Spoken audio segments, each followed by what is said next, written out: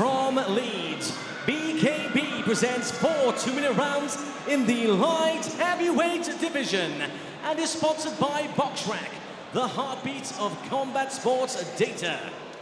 Introducing first in the blue corner, wearing the black and orange, weighing in at 167.2 pounds.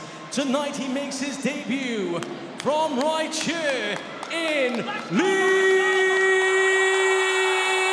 England, Marshall, the Matrix, Furey.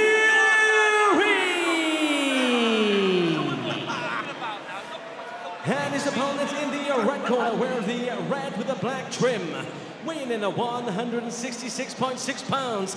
He is also making his debut from Nottingham, England, the praying mantis, Omari Grant. And your referee in charge of the action, Ian John Lewis. Ian John Lewis, our referee for this matchup, contracted at 169 pounds.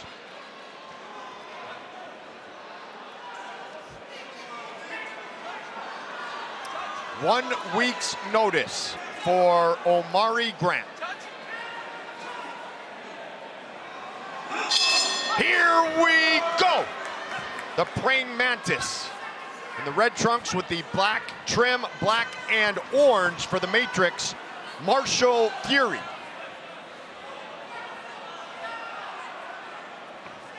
He said his confidence, did Marshall Furey, comes from his amateur pedigree, and a good one indeed. National championships, gold medalist, Lonsdale Box Club gold medalist.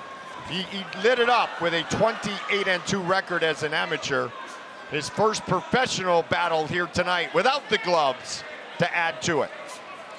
And I think in his career as a boxer, he's been doubted by people, and he's driving force. He wants to prove everybody wrong. Yep. That's a great driving force anyway. It is, and you can see he's come from boxing. You can see the way he's holding himself. You can see, but he's also a little bit relaxed and a little bit leaning forward over the front foot, able to be countered. And you've got to be careful, as we've said, without these gloves on. Yes. His bare knuckle shots, any shot is enough. Said, I'm going to be on my toes, in and out, nice and long. You can see he's got decent footwork as well, Mike. That's the key, yeah. Good footwork, good base. It's interesting, Mike and I have talked about it before, where all the power comes from your ability and your footwork. If you get the stance right, all the power comes from that. That old saying, the foundations of a house, the stronger the foundations, the better the footwork, the more powerful the shots will be. There you go. That's one of my favorite boxers and boxing coaches, the Southie. Peter Welch always says, smart feet, smart fighter. There you go. He has an accent like you guys. He does. Yeah. See, I don't have an accent. I guess I have the accent here, right? 2-minute rounds go by quickly, 4x2. Professional combat debut for Furey. 11 years in the making, round number 2. Omari Grant, 36 years old, fighting out of Nottingham. He is in the red with the black trim. Leeds' own Marshall Furey in the black and orange trunks. Omari Grant going to the body there. Good stuff from Nice Omari to see, Grant. yeah. And he got in and he got out. Yeah, good variety as well. Head and body, left hand, right hand as well. 8-0 in 2017 and 2018 with the gloves on. Professional fights, all 4 rounders, all 8 wins by points or decision. But he does have that experience. And of course, the amateur pedigree has been showcased already by his opponent, Marshall Furey. You know what stands out already with Omari Grant? His head movement. Yeah. As the punches are thrown, his head movement gets him out of range and out of trouble. I think Big swing. Sorry, Mike, I think he judges the distance well whenever Furey's throwing. He's just leaning back a little bit. That landed, but he's usually been good at just slipping out of range, just leaning back a little bit out of distance and then coming back with his own counters. Yep.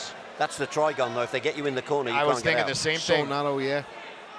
And if you haven't been in the Trigon before, when you do get in there, you realize how truly small It is the smallest surface in combat sports.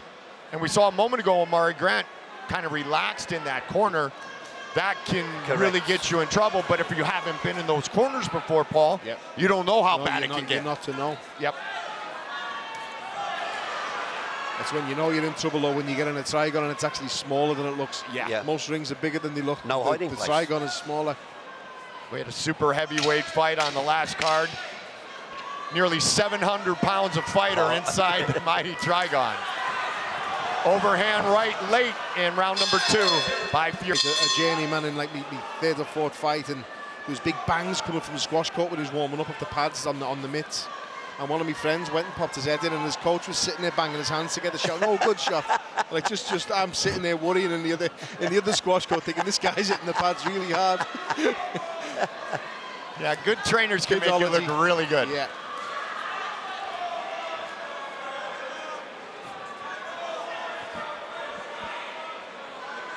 Was it Gus D'Amato, the great coach, when asked what he was made coach of the century? Yep. And they said, "How have you done it?" He said, "Great fighters make great coaches." There you go. Yep. Oh, good shot there from Omari Grant. Nice left hook as they both pulled out of range.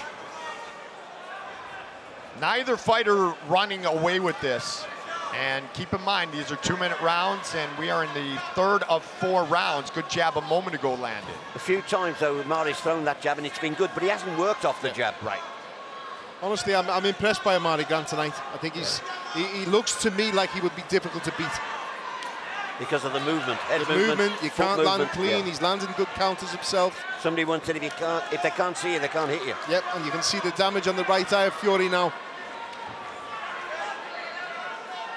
Omari Grant, as Tom alluded to earlier, has a spiritual confidence because many have told him over the years he wouldn't reach this position, but he did it his way, and here he is tonight, looking for a win in his professional bare knuckle debut.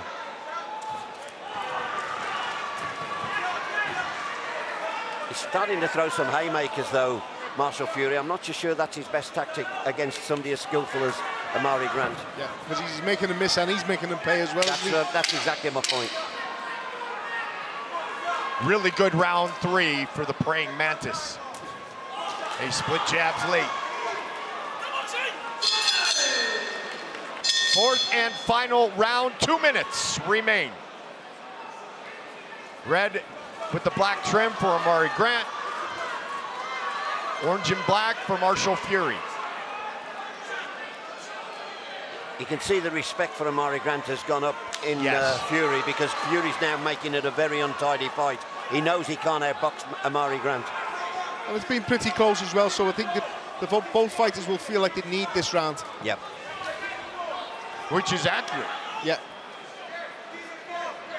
And we just saw a moment ago a man who needed a knockdown in round number 5 after being knocked down twice in round 1, and he earned himself a split decision.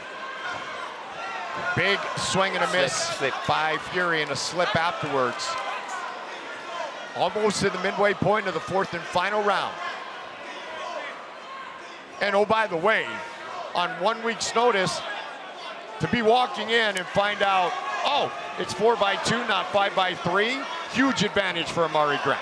Very much so. And he, to be fair, I've got to say, his movement is absolutely excellent. His feet, his upper, his head movement, it's just perfect. It's been good to watch. I've really enjoyed watching him. And as I say, I always watch fighters thinking, like, how would I beat him? And that would be very difficult to try and beat someone like Omari Grant at the moment, because he's difficult to pin down. There's not a mark on him. Yeah. That's a good point too, Paul. There is not a mark on him. And we don't see that in BKB. Not very often. We don't see that, do we? He did say his strengths were his good looks. So he's protecting them. He's doing a good job of it so far. 15 seconds remain. Always reminds me of one of those episodes of The Simpsons where bartender Moe's talking about his fight career. He started off as Kid Gorgeous, then Kid Presentable, then Kid Ugly. Ladies and gentlemen, after 4 rounds of action, we go to the judges' scorecards. All 3 have the bout 38-38. This has been declared a unanimous draw. Wow. 38-38, a unanimous draw.